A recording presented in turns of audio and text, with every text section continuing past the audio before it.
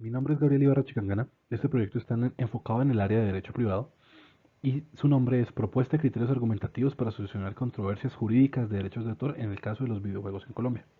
El tema son las diversas problemáticas que se desprenden de la naturaleza del videojuego, cómo se identifican y cuáles son las posibles soluciones a estos. La pregunta de investigación es qué elementos se deberían analizar para determinar si ciertas similitudes mecánico-narrativas y estéticas entre dos videojuegos configuran una violación a los derechos de autor de uno de ellos en Colombia entre 2006 y 2021. Lo que justifica este proyecto es el crecimiento de la industria en América Latina y también la brecha generacional que hay entre los jueces que, desde temprana edad, se han visto familiarizados con el uso de las nuevas tecnologías y aquellos que se han tenido que adaptar forzosamente a estas. El objetivo general es exponer qué criterios deben tenerse en cuenta al momento de aplicar la norma nacional en el caso de una controversia de derechos de autor en cuanto a los videojuegos. Como objetivos específicos, se analizará y expondrá el concepto de derechos de autor en los videojuegos, se estudiará el marco normativo nacional e internacional en el tema y se analizará y expondrán elementos para solucionar conflictos de derechos de autor en videojuegos. Para construir el estado del arte se parte de la siguiente pregunta y es ¿qué resultados de investigación recientes existen sobre las controversias en videojuegos desde los derechos de autor? Por lo anterior, entonces se va a dividir el material encontrado en tres ejes temáticos. El primero es la definición, conceptualización y desarrollo de videojuegos. Carlos Requena Farinos define el videojuego como un software de entretenimiento que se transmite en una pantalla a través de un dispositivo, pues puede ser un computador o una consola. Juan Carlos Maya Lafauri dice que lo que diferencia un videojuego de otro medio es esta interacción entre el jugador y el hardware y el software. El segundo eje es la industria del videojuego, y es que esta industria, de acuerdo con Bravo Tamara y Ríos Jiménez, se ha posicionado por encima de los medios de entretenimiento tradicionales como lo es el cine, la música o la televisión. Para los gigantes de la industria, Latinoamérica se ha convertido en un poderoso mercado emergente, teniendo en cuenta que hay un gran crecimiento en el número de consumidores, es decir, de jugadores, y también en el número de desarrolladores de videojuegos. El tercer eje son los derechos de autor, y es que Juan Pablo Canaval nos da una definición que la podemos resumir diciendo que los derechos de autor son derechos patrimoniales y morales que provienen de obras producidas por autores, obras literarias, científicas o artísticas. En el territorio colombiano, según María Conchita Ramos Duque, se identifica un fenómeno muy llamativo para la investigación y es que las normas sobre propiedad intelectual en Colombia y Estados Unidos no regulan en ningún aspecto el tema de los videojuegos. Para poder proponer la solución que se pretende, se requiere entonces comprender cuáles han sido los errores cometidos o cuáles son aquellos componentes del videojuego que se han ignorado y que por ende pues se ha imposibilitado una defensa íntegra de los derechos de autor del videojuego.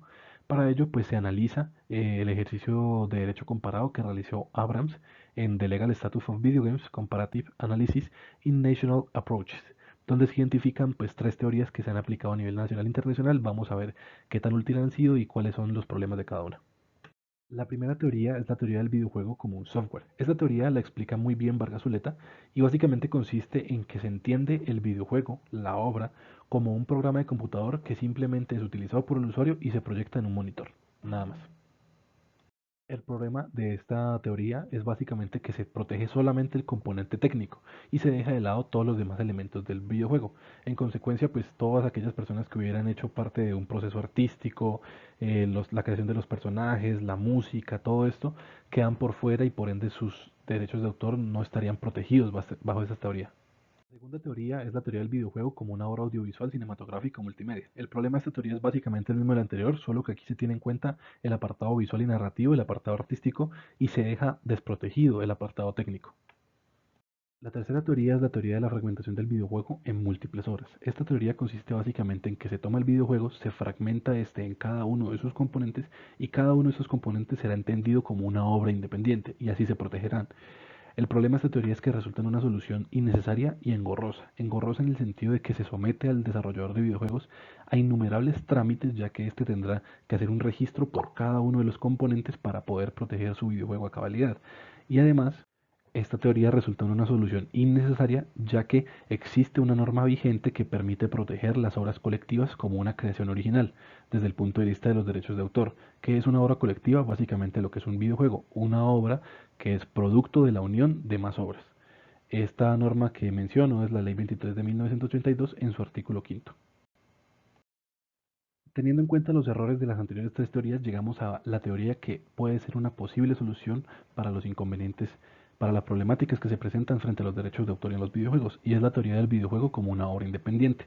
Esta teoría consiste en agregar al ordenamiento jurídico una categoría diferente a las demás obras, tendiente a definir el videojuego como una obra independiente de las otras que le son semejantes, donde cada uno de los componentes son una parte íntegra del videojuego y donde se protege en cuanto a los derechos de autor a todos los sujetos implicados en el proceso creativo.